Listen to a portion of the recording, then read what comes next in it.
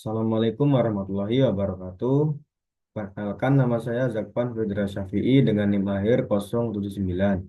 Di sini saya akan menjelaskan tentang pendahuluan dan profil usaha yang bernama Tangan Ahli. Dimulai dari apa sih yang melatar belakangi kami hingga akhirnya menyusun platform bernama Tangan Ahli. Yang pertama yaitu kebutuhan jasa konstruksi dan renovasi meningkat seiring pertumbuhan populasi dan pembangunan infrastruktur. Namun banyak masyarakat kesulitan menemukan penyedia jasa terpercaya dengan informasi, biaya, dan kualitas yang transparan. Di sisi lain, tukang dan mandor sering kali menghadapi tantangan dalam memperluas jangkauan layanan, serta manajemen proyek yang tidak terstruktur. Nah, Tangan Ahli sebagai platform web inovatif yang mempertemukan pelanggan dan penyedia jasa instruksi secara mudah, transparan, dan terpercaya. Dengan fitur seperti penawaran terbuka, ulasan pengguna, dan manajemen proyek terintegrasi. Dengan ahli mempermudah pencarian layanan bagi pelanggan serta membantu penyedia jasa meningkatkan eksposur dan kepercayaan, serta menciptakan ekosistem digital yang mendukung industri konstruksi dan renovasi.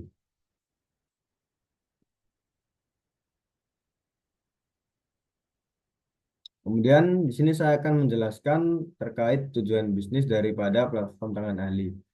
Terdapat 5 tujuan utama dari bisnis kami, yaitu yang pertama adalah menciptakan ekosistem digital yang mempermudah pelanggan dalam menemukan jasa konstruksi yang terpercaya dan sesuai dengan kebutuhan mereka. Yang kedua, yaitu meningkatkan aksesibilitas pelanggan terhadap tukang, mandor, atau perusahaan konstruksi melalui platform berbasis web.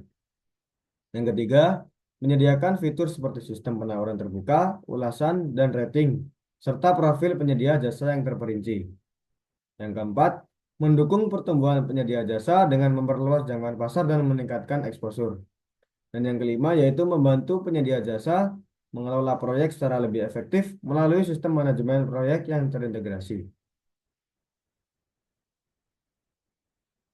Kemudian terdapat manfaat bisnis yaitu yang pertama bagi pelanggan dan bagi penyedia jasa. Bagi yang pelanggan, yang pertama itu kemudahan dalam mencari penyedia jasa yang sesuai dengan keahlian, anggaran, dan lokasi. Mempermudah proses pencarian dan pemilihan. Kemudian transparansi harga yang diberikan melalui sistem penawaran terbuka memungkinkan pelanggan membandingkan harga dari berbagai penyedia jasa.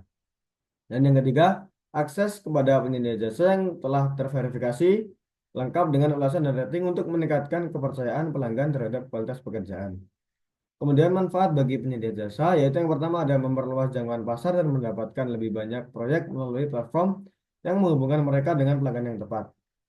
Dilanjut meningkatkan visibilitas layanan mereka secara lebih profesional dan terorganisir.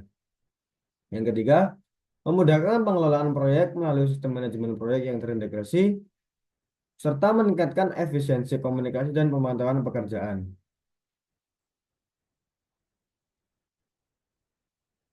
Nah, di sini saya akan menjelaskan terkait profil usaha yang dimulai dari deskripsi usaha, yaitu Tangan Ahli.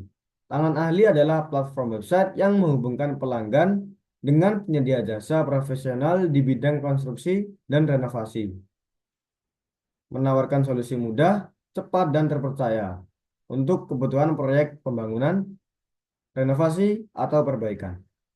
Pelanggan dapat memilih tukang, mandor, atau kontraktor berdasarkan keahlian, anggaran, dan rating dari ulasan pengguna sebelumnya. Dengan sistem penawaran terbuka yang transparan untuk membandingkan harga dan kualitas. Platform ini juga menyediakan konsultasi gratis dengan ahli profesional guna membantu pelanggan menentukan pilihan terbaik, serta fitur penilaian kinerja untuk meningkatkan kualitas layanan dan membangun reputasi penyedia jasa melalui feedback pelanggan. Nah, keunggulan dari Tangan Ahli yaitu yang membedakannya dari pesaing di industri konstruksi dan renovasi adalah sistem penawaran terbuka yang memungkinkan pelanggan untuk membandingkan harga dan layanan dari berbagai penyedia jasa kepada pelanggan. Platform ini juga memiliki manajemen proyek yang terintegrasi, memungkinkan komunikasi yang efisien antara pelanggan dan penyedia jasa, serta memantau kemajuan proyek secara real time. Dengan berbagai fitur tersebut, tangan ahli mampu menawarkan solusi lengkap, efektif, dan transparan untuk kebutuhan konstruksi dan renovasi.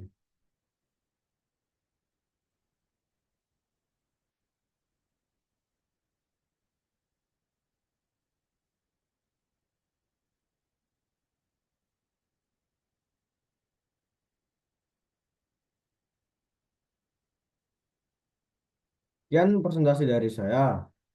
Selanjutnya akan dilanjutkan oleh anggota kelompok berikutnya. Terima kasih.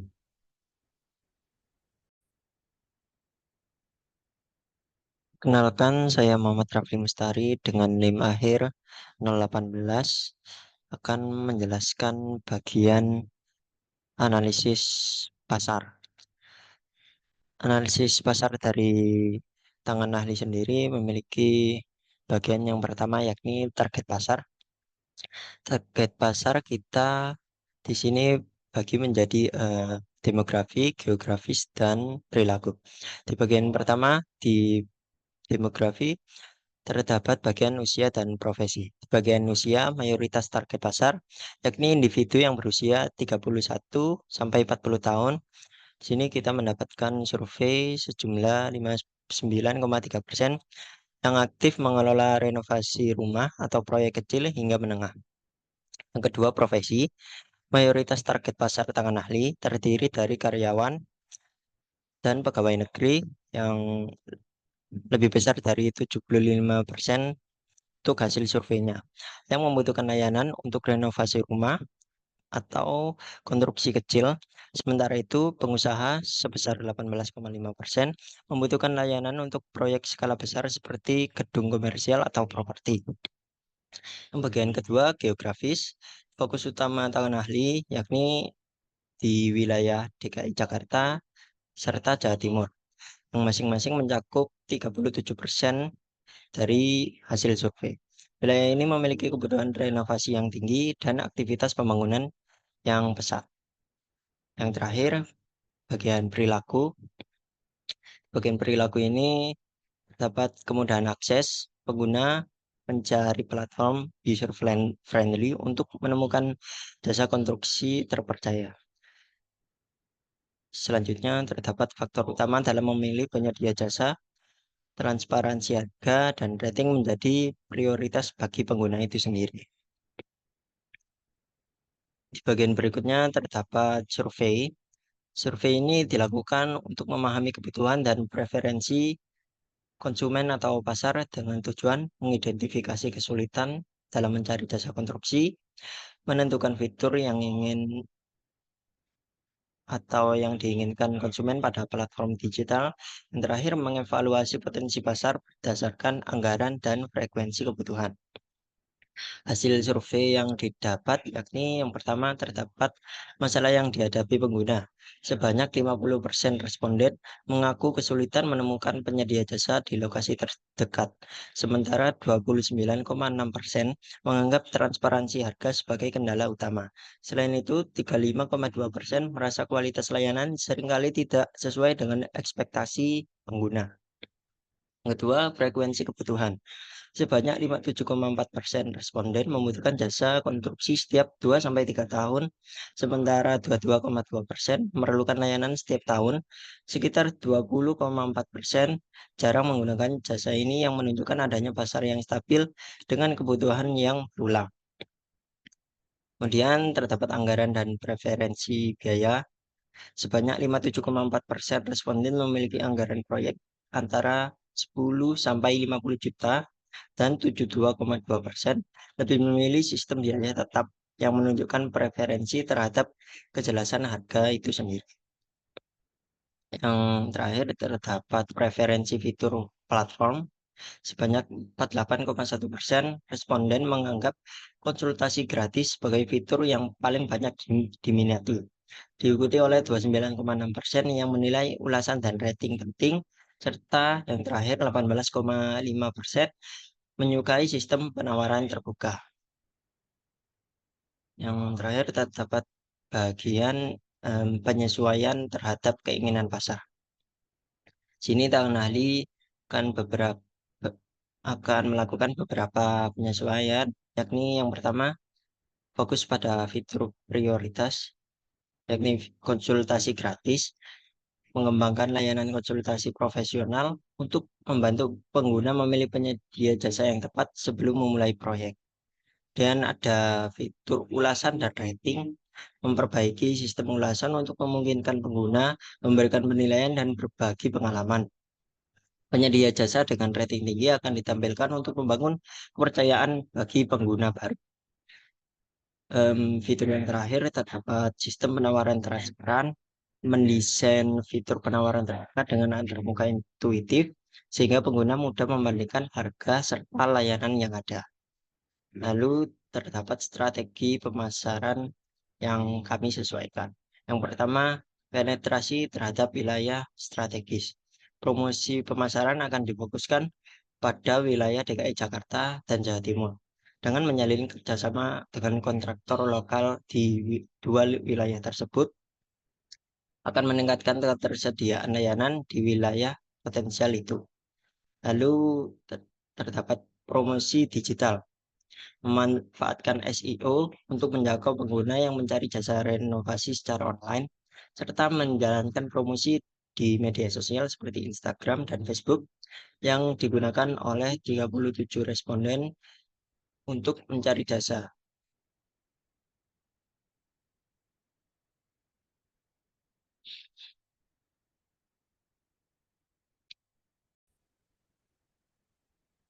Oke, perkenalkan nama saya Zinedine Zenit Aki Formal Haut dengan NIM akhiran 94. Di sini saya akan menjelaskan mengenai bab analisis pesaing dan SWOT untuk usaha kami yaitu tangan ahli. Pertama, di sini ada analisis pesaing. Tangan ahli ini kan beroperasi di industri jasa konstruksi dan renovasi dengan sejumlah pesaing yang memiliki layanan serupa. Berikut ada beberapa pesaing yang utama menurut kami. Yang pertama, di sini ada panggiltukang.id, di mana panggiltukang.id ini tuh berfokus pada renovasi rumah tangga, tetapi dan ramah pengguna, tetapi tanpa manajemen proyek yang terintegrasi. Lalu di sini juga ada Golmandor yang merupakan layanan fleksibel dari rumah hingga kantor yang dimana tapi kurang optimal untuk proyek besar. Dan di sini ada Sumber Jasa Konstruksi yang merupakan spesialisasi pembangunan ruko dan edukasi konstruksi, tapi di mana mereka ini kurang dalam digitalisasi untuk pencocokan layanan. Lalu dari tiga pesaing kami di sini ada unggulan dari tangan ahli sendiri. Yang pertama itu ada penawaran terbuka di mana kita itu bisa membandingkan penyedia jasa secara transparan. Yang kedua itu ada manajemen proyek di mana kita itu bisa melakukan komunikasi, pemantauan dan pembayaran. Lalu yang ketiga di sini ada konsultasi gratis di mana di sini user dapat saran langsung dari profesional untuk keputusan yang lebih tepat dan sesuai yang diinginkan.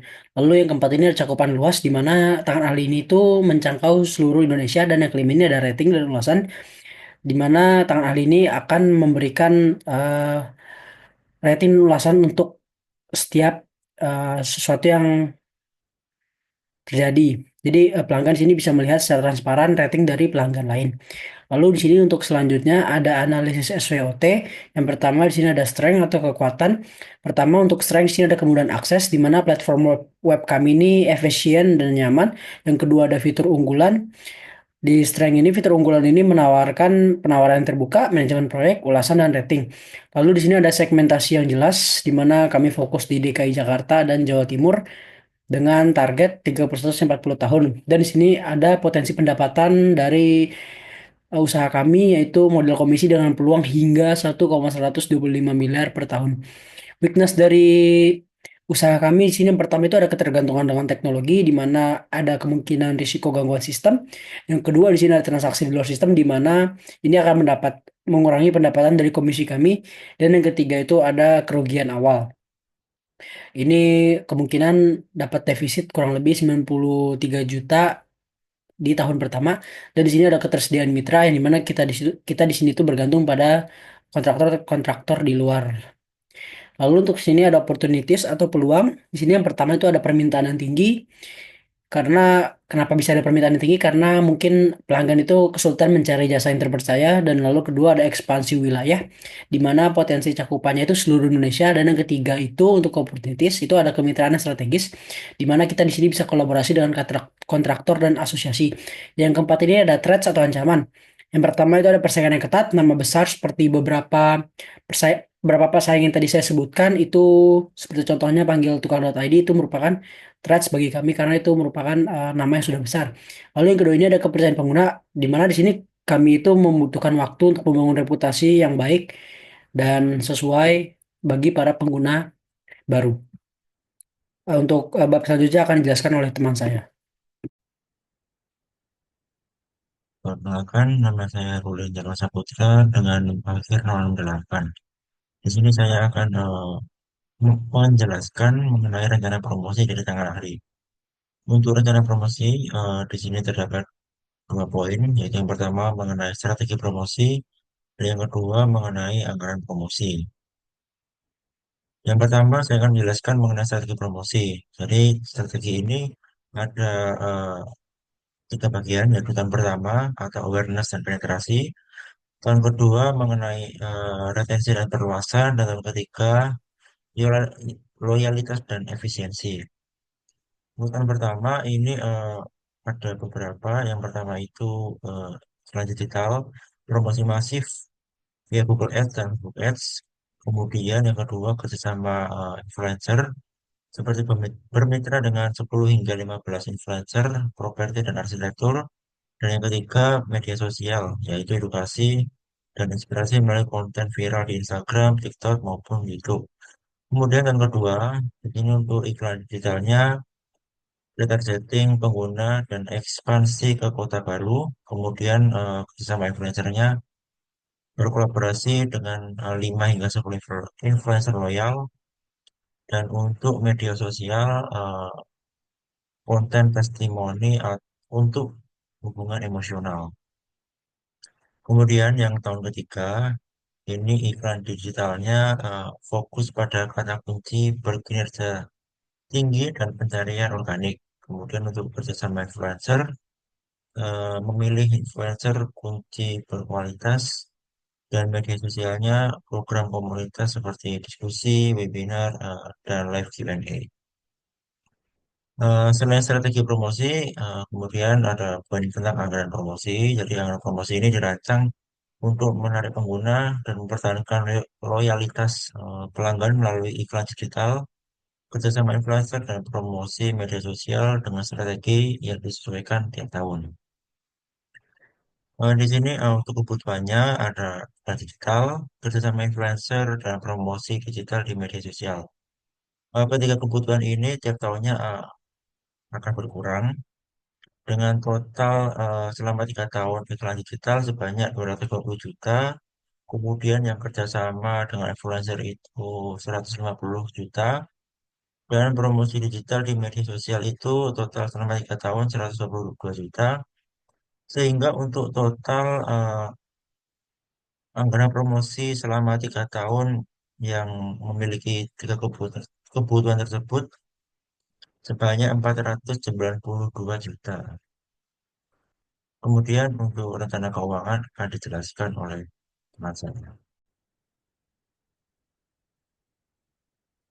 Ya, untuk selanjutnya yaitu rencana keuangan. Sebelumnya perkenalkan, nama saya Sugeng Haryanto dengan NIM akhir 005. Untuk mendukung operasional dan pengembangan awal platform Tangan Ahli, kami telah menyusun rencana keuangan yang mencakup berbagai kebutuhan utama, seperti sewa gedung sebesar 360 juta selama 3 tahun, pengadaan komputer senilai 210 juta, perlengkapan kantor senilai 75 juta, serta gaji karyawan sebesar 1,692 miliar untuk 10 staf. Selain itu, terdapat biaya operasional tahunan seperti internet sebesar 10,2 juta, listrik sebesar 10,8 juta, air sebesar 4,2 juta, maintenance aplikasi sebesar 12 juta, dan server sebesar 10 juta. Kami juga mengalokasikan anggaran promosi seperti sebesar 492 juta untuk 3 tahun pertama. Total pengeluaran selama 3 tahun diproyeksikan mencapai 3,018 miliar dengan harapan rencana ini mendukung keberhasilan platform tangan ahli. Untuk selanjutnya yaitu pengeluaran rutin dari platform tangan ahli mencakup berbagai kebutuhan operasional untuk memastikan keberlanjutan layanan. Untuk pengembangan aplikasi, biaya maintenance selama 36 bulan atau 3 tahun diperkirakan mencapai 36 juta.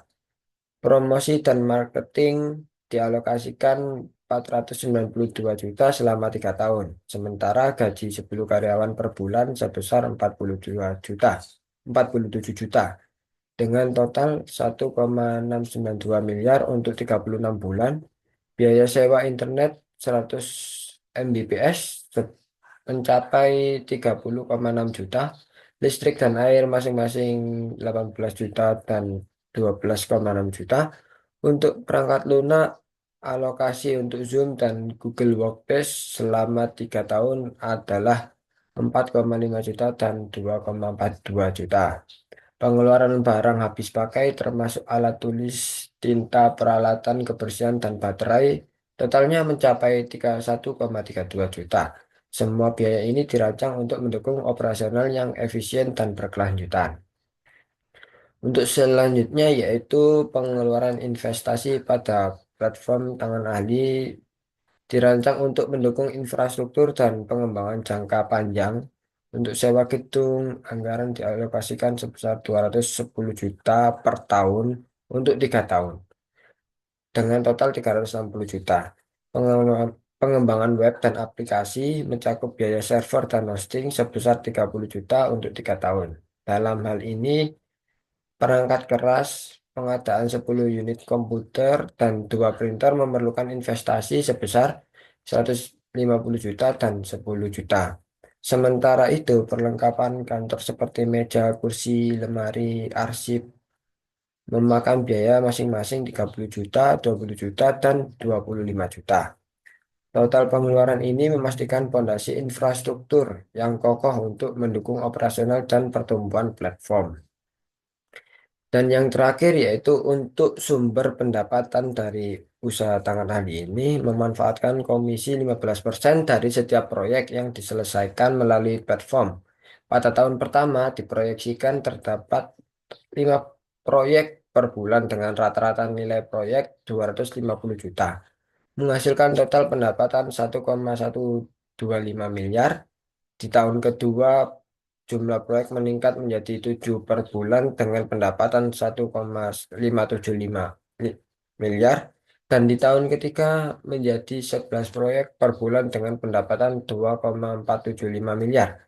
Meskipun di tahun pertama terjadi defisit sebesar 75,9 juta, peningkatan pendapatan di tahun kedua dan ketiga menghasilkan keuntungan masing-masing 633 juta dan 1,599 miliar. Proyeksi ini menunjukkan potensi pertumbuhan yang menjanjikan dan memberikan landasan finansial yang kuat untuk keberlanjutan platform. Mungkin pemberi- mungkin sekian penjelasan dari kelompok kami. Kurang lebihnya mohon maaf. Wassalamualaikum warahmatullahi wabarakatuh.